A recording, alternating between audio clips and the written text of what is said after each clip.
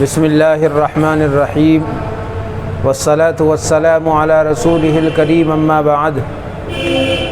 محترم حضرات، اس وقت میں ہم آپ کے سامنے حاضر ہیں قربانی کے کچھ ضروری مسائل لے کر، جن کے جواب بھی مطلوب ہیں، اور ہر وہ کام جو صحیح طریقے سے سمجھ لیا جائے اور صحیح طریقے سے اس کو پڑھ لیا جائے، جان لیا جائے، تو اسے کرنے میں آسانی بھی ہو جاتی ہے۔ اور کوئی بھی عبادت ہو، نماز ہو، زکوٰۃ ہو، روزہ ہو، حج ہو، اگر صحیح طریقے سے اس کو سمجھ لیا جائے گا، اس کے مسائل کو پڑھ لیا جائے گا، اسی طریقے سے اس کے مسائل کو یاد کر لیا جائے گا اور سمجھ لیا جائے گا، پڑھ لیا جائے گا، تو پھر اس کے کرنے میں بھی آسانی ہو جاتی ہے اور قبولیت تک انشاءاللہ وہ مقام حاصل کر لیتا ہے۔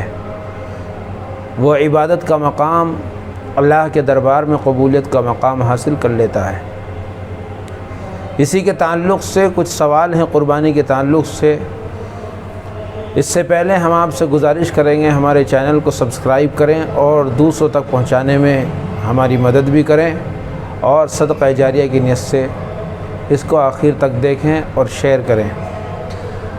سب سے پہلا مسئلہ یہ ہے کہ کون سے دن قربانی کرنا افضل ہے، اور کیا قربانی کے جانور کا گوشت کھانا اور اس سے پہلے کوئی چیز نہ کھانا عید کے دن، کیا یہ سنت ہے؟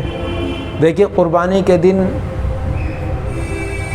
جو 10 ذی الحجہ ہے، اس 10 ذی الحجہ میں قربانی کرنا سب سے افضل ہے، پھر 11 اور پھر 12۔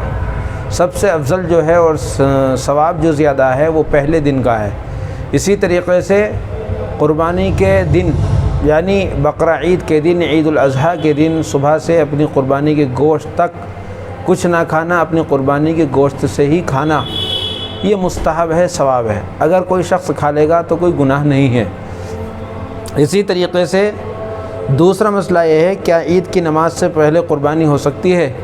دیکھیے، اگر گاؤں ہیں جہاں عید کی نماز نہیں ہوتی تو ان لوگوں کے لیے جائز ہے کہ وہ عید کی نماز سے پہلے بھی قربانی کر سکتے ہیں، لیکن جن جگہوں پر عید کی نماز ہوتی ہے، اگر وہاں پر یا اس شہر کے اندر، اس قصبے کے اندر، اس جگہ میں کہیں بھی ایک جگہ پر عید کی نماز ہو جائے گی، کسی مسجد میں عید کی نماز ہو جائے عیدگاہ سے پہلے، تو وہاں کے لوگوں کے لیے قربانی کرنا درست ہو جائے گا۔ اسی طریقے سے تکبیر تشریق کہاں سے ثابت ہے؟ دیکھیے، تکبیر تشریق جو ہے، اس میں اللہ کے 3 مقرب اور معزز لوگوں کے الفاظ موجود ہیں جو اس وقت میں اللہ نے زبان پر جاری فرمائے۔ جس وقت میں حضرت اسماعیل علیہ السلام کو حضرت ابراہیم علیہ السلام ذبح کر رہے تھے اور آپ کے گردن پر چھری رکھ رکھی تھی اور خوب زور لگا رہے تھے، اس وقت میں جب حضرت جبریل علیہ السلام اللہ کے حکم سے دمبا لے کر حاضر ہو رہے تھے، تو آپ نے دیکھا تو اس وقت میں پڑھا اللہ اکبر، اللہ اکبر۔ اور جب حضرت ابراہیم علیہ السلام نے آسمانی قربانی کو دیکھا تو آپ نے فرمایا لا الہ الا اللہ واللہ اکبر۔ پھر جب حضرت اسماعیل علیہ السلام کو پتہ لگا تو پڑھا اللہ اکبر وللہ الحمد۔ اس لیے حدیث کے اندر اس کی بہت فضیلت ہے، ایک قربانی کے دنوں میں قربانی کرنا، اور دوسرے ان دنوں کے اندر تکبیر تشریق کا پڑھنا بہت بڑا ثواب ہے۔ اسی طریقے سے چوتھا مسئلہ ہے، ایک شخص پر قربانی واجب تھی اور قربانی کرنے سے پہلے مر گیا۔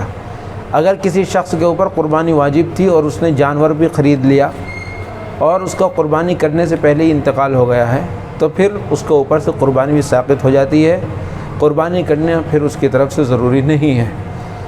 اسی طریقے سے ایک مسئلہ یہ ہے، جانور پورے طریقے سے کب ذبح مانا جائے گا؟ دیکھیے، جانور کے 4 شہ رگ ہوتی ہیں۔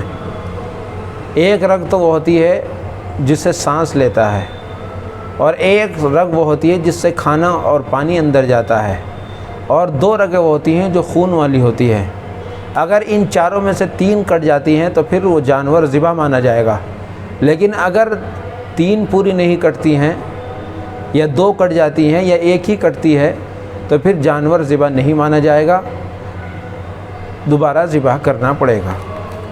اسی طریقے سے ایک مسئلہ یہ ہے کہ جانور ذبح کرتے وقت سب شریکوں کا نام لینا یا چھری پڑھنا کہیں سے ثابت ہے؟ دیکھیے یہ کہیں سے ثابت نہیں ہے۔ مثلاً اگر کسی شخص کو چھری پڑھ کر دے دی بھی جائے تو وہ اگر کسی جانور کو ذبح بھی کرے گا تو بھی کوئی جانور اس سے ذبح نہیں مانا جائے گا، کیونکہ زبان سے پڑھنا ضروری ہے۔ اسی طریقے سے وہ چھری پڑھنے کے بعد کہیں بھی ڈال سکتا ہے، اس کی بے حرمتی بھی ہوگی، تو یہ شریعت میں اس کا کوئی ثبوت بھی نہیں ہے۔ اسی طریقے سے جو لوگ کہتے ہیں کہ قربانی کرتے وقت سب کے نام لینا ضروری ہے جتنے بھی شریک ہیں، ایسا بھی کوئی ضروری نہیں ہے، بلکہ ان سب کی قربانی کی نیت ہے۔ قربانی جو ذبح کرنے والا ہے وہ تو بسم اللہ اللہ اکبر پڑھ کر اللہ کا نام لے کر قربانی کے جانور کو ذبح کر دے۔ اللہ رب العزت ہم سب کو عمل کی توفیق عطا فرمائے۔ وآخر دعوانا الحمدللہ رب العالمین۔